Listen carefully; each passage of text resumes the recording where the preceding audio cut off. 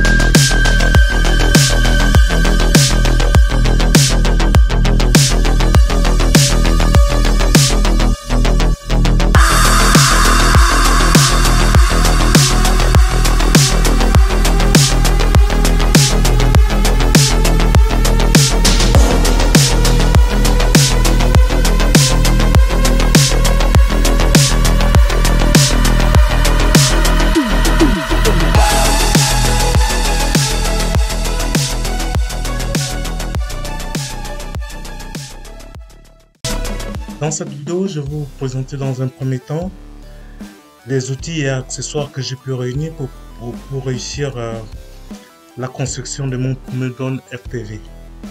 Je redis, certains me diront plutôt que de t'embêter à construire un drone, il vaut mieux t'acheter un drone tout fait, donc c'est-à-dire un RTF, comme dit le langage du drone FPV.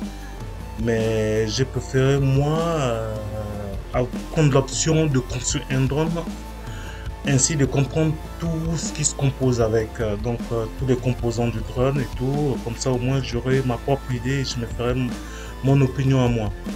Donc pour cela, j'ai opté pour construire un drone tout simplement. Comme ça je comprendrai comment ça fonctionne et puis voilà. Donc pour cela, j'ai dû réunir pas mal d'outils. De tournevis plat, de précision, hein, pour électricien, en partant du plat et du cruciforme. Puis je me suis acheté du tournevis hexagonal de différents diamètres, hein, parce que bon, souvent les vis qui ne sont offerts ou bien qui ne sont expédiés parfois chez les constructeurs ne sont pas souvent évidents.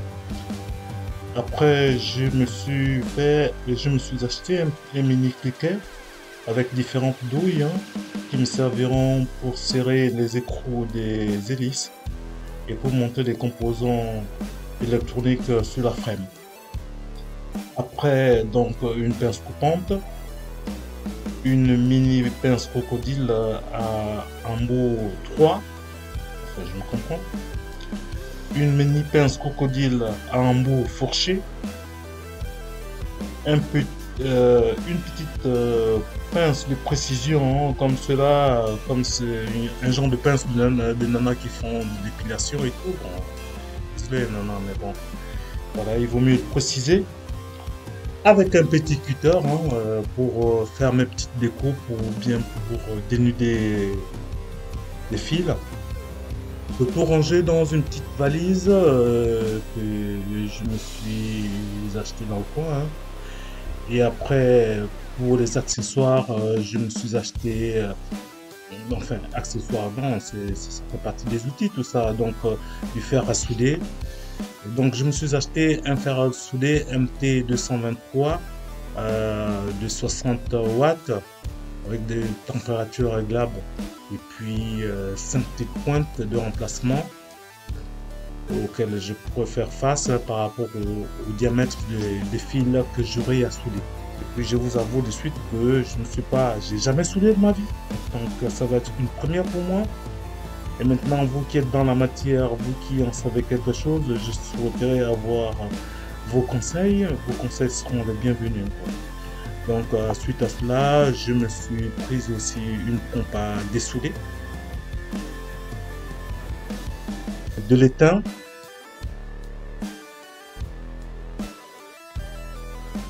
pâte décapante avec du flux incorporé, quoi.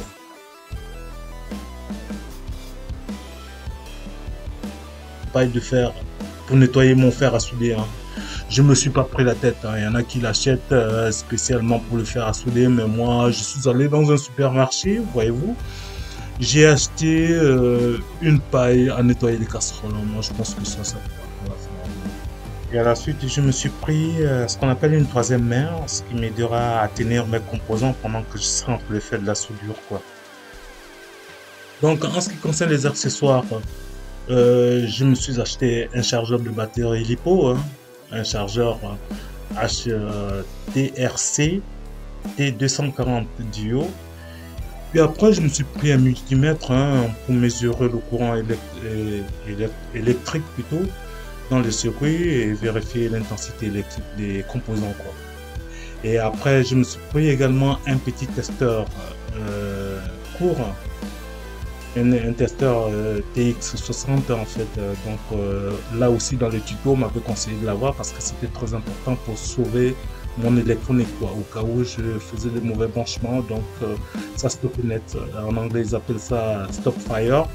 Mais bon, je l'ai pris.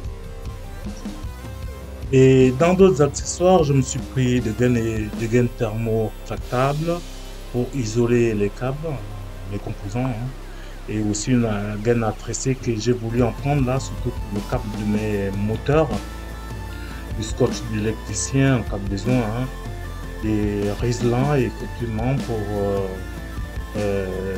des riselants en nylon pour en fait, des coulées de cirage si vous voulez pour tenir mes câbles, hein.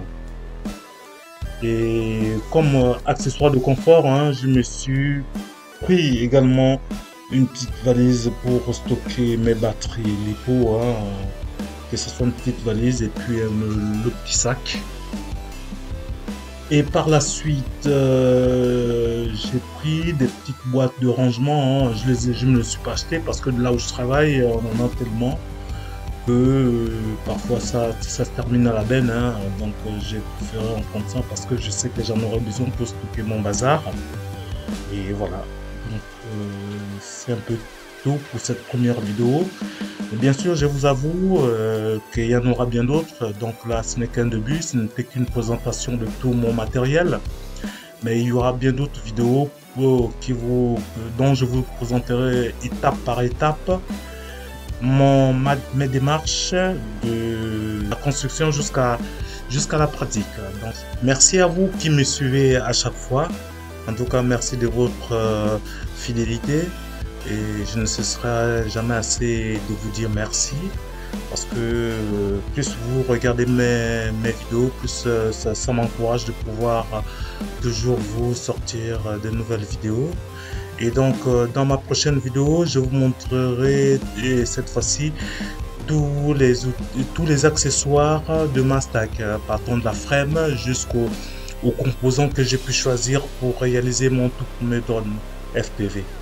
Donc, je vous remercie les amis, et portez-vous bien et puis je vous dis à bientôt pour la prochaine vidéo. Merci, ciao.